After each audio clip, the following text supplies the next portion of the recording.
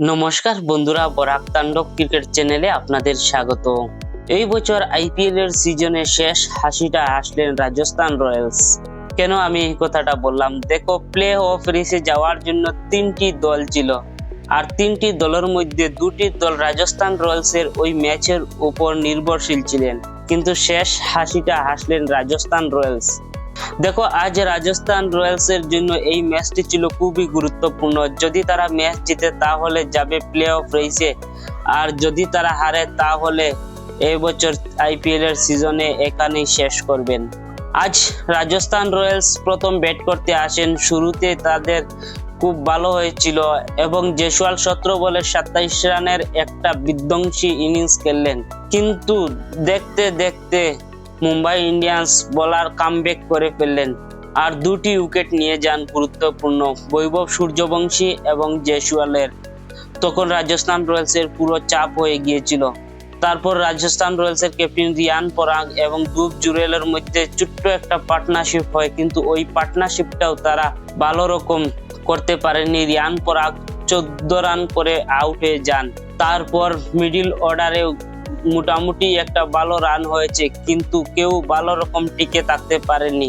কিন্তু রে ভাই, ডেড ওভারে জফরা আচার কি অনবদ্য একটা পারফরমেন্স করলেন। বোলার হয়ে আজ অলরাউন্ডারের কাজ করলেন। তিনি আজ 31 রানের একটা বিধ্বংসী ইনিংস করলেন। আরেকজনের কথা আপনাদেরকে না বলেও না হয়, রবীন্দ্র জাদেজা। ভাই, রবীন্দ্র জাদেজা শেষের টাইমে কি বিধ্বংসী একটা ইনিংস খেললেন। আমরা তো মনে করেছিলাম আজকে রাজস্থান রয়্যালস 170-75 রানে অল আউট হয়ে যাবে, হয়তো নির্ধারিত 20 ওভারে খেলা শেষ হয়ে যাবে। কিন্তু শেষের দিকে বার্গার আর জাদেজার মধ্যে যে পার্টনারশিপ হয়, তাতে করে রাজস্থান রয়্যালস এর 205 রান টার্গেট দিলেন। ওই 205 রানের বিশাল একটা পাহাড় চেস করতে মুম্বাই ইন্ডিয়ান্স দল ব্যাট করতে নামেন।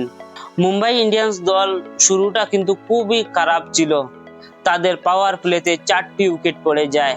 আমরা ভাবছিলাম হয়তো রাজস্থান রয়্যালস আজ সহজেই ম্যাচটি জিতে যাবে, কিন্তু না বন্ধুরা, সূর্যকুমার যাদব আর হার্দিক পান্ডিয়া এসে ম্যাচটা পুরোপুরি ঘুরিয়ে দিলেন তাদের পক্ষে।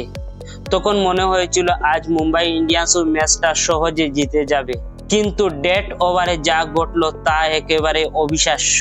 জফরা আচারের কথা কি বলবো ভাই, যখন 15তম ওভারে বল করতে এলেন, উফ কি অসাধারণ বোলিং। আর ওই ওভারেই তিনি উইকেট নিলেন হার্দিক পান্ডিয়ায়। আর হার্দিক পান্ডিয়ার উইকেট নিতেই পুরো মুম্বাই স্টেডিয়াম স্তব্ধ হয়ে গিয়েছিল, কারণ তারা আর ম্যাচ জেতার আশাটা অনেকটাই কমে গিয়েছিল। নেক্সট ওভারে যখন রাজ এসে স্পিন বলে আরেকটি উইকেট নিয়ে নেন, তখন আর মুম্বাই ইন্ডিয়ান্স দলের আশাটা কমে গিয়েছিল জেতার জন্য। 18তম ওভারে সূর্যকুমার যাদব তিনিও আউট হয়ে গেলেন, আর মুম্বাই ইন্ডিয়ান্সের জেতার কোনো আশা নেই। কিন্তু রে ভাই, এই ম্যাচটা ছিল মুম্বাইয়ের জন্য যতটুকু গুরুত্বপূর্ণ, আর রাজস্থান রয়্যালস এর জন্য তার থেকেও বেশি গুরুত্বপূর্ণ। মুম্বাই ইন্ডিয়ান্সের জন্য গুরুত্বপূর্ণ কারণ তাদের হোম গ্রাউন্ডে এই ম্যাচটি জিতেই শেষ করতে চেয়েছিলেন, কারণ এই বছর সিজনের এটাই তাদের লাস্ট ম্যাচ। আর রাজস্থান ছিল প্লে অফ রেসে যাওয়ার জন্য। প্লে অফ রেসের মধ্যে তিনটি দল তাদের উপর নির্ভরশীল ছিলেন, কিন্তু শেষ হাসিটা তো হাসলেন রাজস্থান রয়্যালস। তারা কিন্তু আজকে 30 রানে জয় পেয়ে এখন প্লে অফ রেসে 4র্থ নম্বরে আছেন। ভাই, এই ম্যাচের মধ্যে আমি বলবো এবার সিজনের ফাইনালের আগে একটি ফাইনাল হয়ে গিয়েছিল, কারণ মুম্বাই বনাম রাজস্থান ম্যাচের উপর তিনটি দলের ফ্যানদের চোখ ছিল। আর বন্ধুরা, এই ম্যাচ রাজস্থান রয়্যালস জেতার টার্নিং পয়েন্ট। আপনারা আমার সঙ্গে হয়তো একমত হবে বা নাও হতে পারেন, কিন্তু আমার মতে রাজস্থান রয়্যালস জেতার টার্নিং পয়েন্ট হচ্ছে জফরা আচারের 15তম ওভারে হার্দিক পান্ডিয়ার উইকেটটা নেওয়া।